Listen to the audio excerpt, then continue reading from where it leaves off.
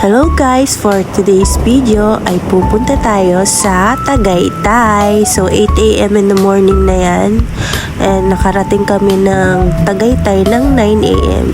So ang first stop namin ay sa People's Park in the Sky. So yan, papunta na tayo ng People's Park. And then makikita nyo kung gaano kaganda yung view dito, and ito yung sikat na galaan dito sa Tagaytay. So yun na nga guys, nandito na tayo sa People's Park. Pagpasok nyo is may entrance fee po yung motorcycle, which is 20 pesos. Tapos yung sa loob naman po, entrance fee is 50 pesos per head. So ayan, habang paakit kami, makikita nyo talagang sobrang saya ko guys. And then natatanaw na rin natin paunti-unti yung view ng Taal. Yan, aakitin natin yan guys. So, kahit sobrang nakakahingal, okay lang basta may kasama akong pogi. So yan, mamaya na tayo lumandi, umakit na tayo. So nagpicture lang din kami dyan sa may bandang baba saglit, then umakit na ulit kami. Eto, ang ganda talaga ng beauty ba guys? Ang ganda talaga, shit! Lalo na to, gwapo. Hindi ko alam kung anong ginawa mo. Gwapo talaga. So fast forward, umakit na kami sa pinakatuktok. And then yan, kitang-kita mo talaga yung ganda ng view sa taas. Lalo na yung Taal. Ang ganda-ganda. So ayun, kumain muna kami dito sa Papas Villa Paspachoy. Located lang din yan dito malapit sa People's Park. Yan yung kinain namin. Sobrang affordable lang guys. Nakita ko lang din to sa TikTok kaya pinuntahan na rin namin. So yan, may nakita kaming husky sa labas, and then sobrang nakakaawa siya. Sino kaya ay may-ari nito? Ang cute-cute niya guys, kahit na asong gala. Fast forward, papunta na kami ng Sky Ranch. So, bago ang lahat is nag-book muna kami bago kami pumunta dito sa Tagaytay, which is dyan sa clock, nakikita nyo sa screen. Tapos, pagpasok nyo dyan is may motorcycle fee, 30 pesos lang naman guys. And then, yung entrance fee, 120 pesos per head. Tapos, yung kids is 90 pesos per head. So, tara na guys, pasok na tayo sa loob. Tapos, pagpasok nyo sa loob, dyan sa gilid, dyan nyo babayarin yung 120 pesos per head nyo. Tapos, yung entrance fee. Tapos, tanong kayo sa guard kung saan nyo makukuha yung tatak ng ride all you can. And then, yan yung first stop namin ng jowa ko, which is sa roller coaster.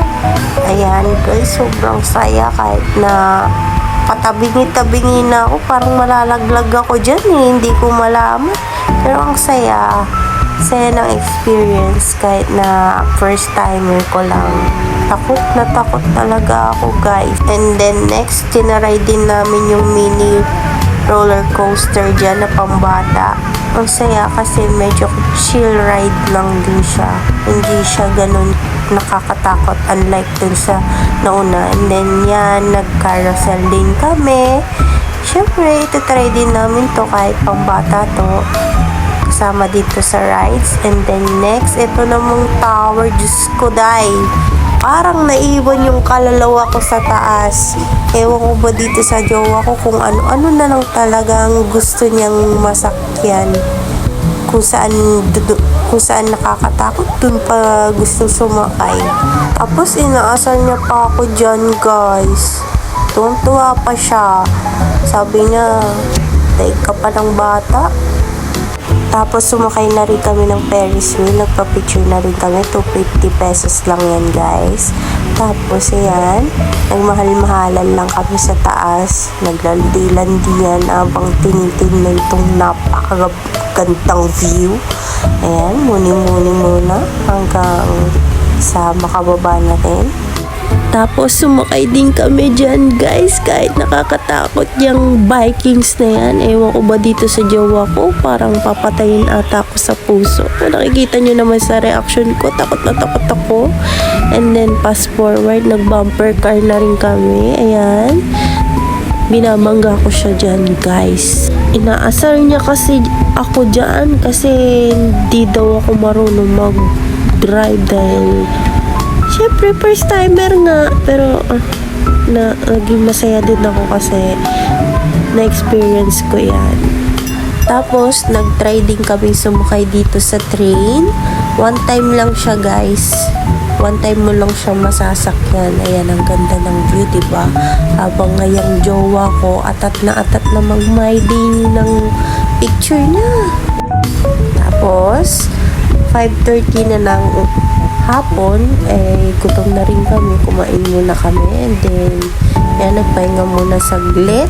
Tapos, nag-rides ulit kami dyan. Ayan.